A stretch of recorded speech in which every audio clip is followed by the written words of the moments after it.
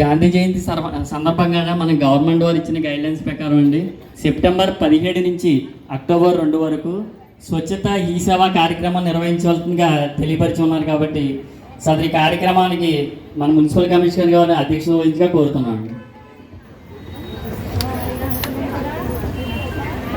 అందరికీ నమస్కారం. ఈనాటి స్వచ్ఛత హీ సేవా కార్యక్రమం మనం సెప్టెంబర్ 17 నుండి నిన్నటి వరకు చాలా రివార్డులు పొందినటువంటి మున్సిపాలిటీ మండపేట మున్సిపాలిటీ.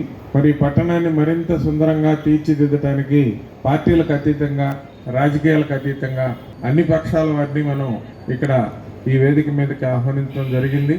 కానీ మీరందరూ కూడా ఈ స్వచ్ఛత హీ సేవలో మరి గత 10 రోజులుగా నేను వచ్చిన తర్వాత చాలామంది పాల్గొనటం, ప్రజలకు అవగాహన కార్యక్రమాలు చేపట్టడం, అదేవిధంగా మా సెక్రటరీలు అందరూ కూడా ఉదయాన్నే 6 గంటల నుంచి వీధుల్లో తిరిగి ప్రజలకు ఒక అవగాహన కార్యక్రమాన్ని ఏర్పాటు చేయడం జరిగింది. ఇది కేంద్ర రాష్ట్ర ప్రభుత్వాలు చేపట్టినటువంటి ప్రతిష్టాత్మక కార్యక్రమం కాబట్టి ఇది నిరంతర ప్రక్రియ. ఉదయాన్నే మనం తలదూకుంటే కొంత జుట్టు ఊడిపోద్ది. ఆ జుట్టుని ఎక్కడ వేయాలనేటువంటిది అక్కడ మొదలై మరి సాయంత్రం మన కూరగాయల మొక్కలు ఇవన్నీ కూడా వేరువేరుగా విడగొట్టి తడి పొడి చెత్తలుగా బజార్ నుంచి వచ్చేటువంటి అట్ట మొక్కలు, ఇనప మొక్కలు ఇలాంటివి ఏమైనా ఉంటే వాటిని వేరు చేసే విధంగా మనం ప్రభుత్వం ద్వారా 3 డబ్బాల పథకాన్ని దాన్ని మనం గతంలోనే చేపట్టడం జరిగింది. ఆ పథకాన్ని పూర్తిగా అమలు చేసే విధంగా మీరు అందరూ పట్టణంలో సహకరించాలి.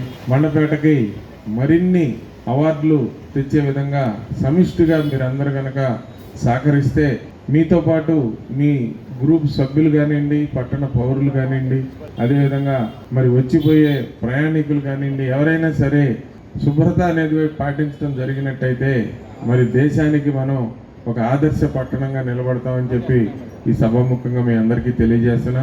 ఇదే విధంగా మన రాజకీయ నాయకులు ఎవరైతే ఉన్నారో వారు కూడా మనం పిలవంగలోనే అన్ని ర్యాలీలకి, అన్ని కార్యక్రమాలకి 15 రోజుల పాటు వాళ్ళు లేదనకుండా వచ్చి మనకి సహకరించినందుకు పురపాలక సంఘం తరఫున, పురపాలక సంఘ కౌన్సిల్ తరఫున అందరికీ పేరు పేరున ధన్యవాదాలు తెలియజేస్తున్నా. అదేవిధంగా మన శాసనసభ్యులు వేగుల జోగేశ్వరరావు గారికి కూడా ప్రత్యేక ధన్యవాదాలు.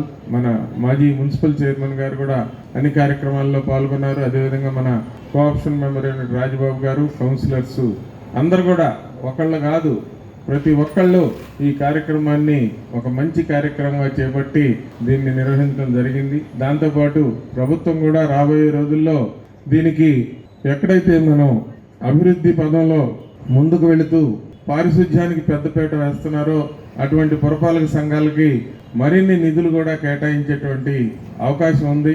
మనం కూడా మరిన్ని నిధులు వచ్చినట్టయితే ఇంకా పరిశుభ్రమైన వాతావరణంలో జీవించడానికి మీరందరూ కూడా సహకరిస్తారని మిమ్మల్ని అందరినీ కోరుకుంటున్నా.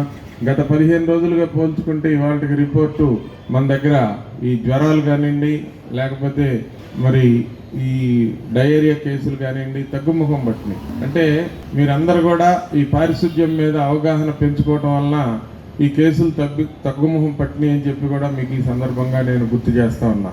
ఇలా ఉంటే ఆరోగ్యకరమైన వాతావరణంలో మనం జీవించడానికి ఎంతో కాలం పట్టదు. మంచి జీవితాన్ని, మంచి ఆరోగ్యం ఉంటేనే ఏదైనా చేయగలం. మనం దానికి పెద్దపీట వేసి ఈ సుందర పట్టణంగా తీర్చిదిద్దడానికి, ఆరోగ్యకరమైన పట్టణంగా తీర్చిదిద్దడానికి, మనుషులందరూ ఆరోగ్యంతో జీవించడానికి, మరి ఆర్థిక అభివృద్ధి చెందడానికి కూడా మనిషికి ఒక రకంగా ఆరోగ్యం అనేటువంటిది అవసరం.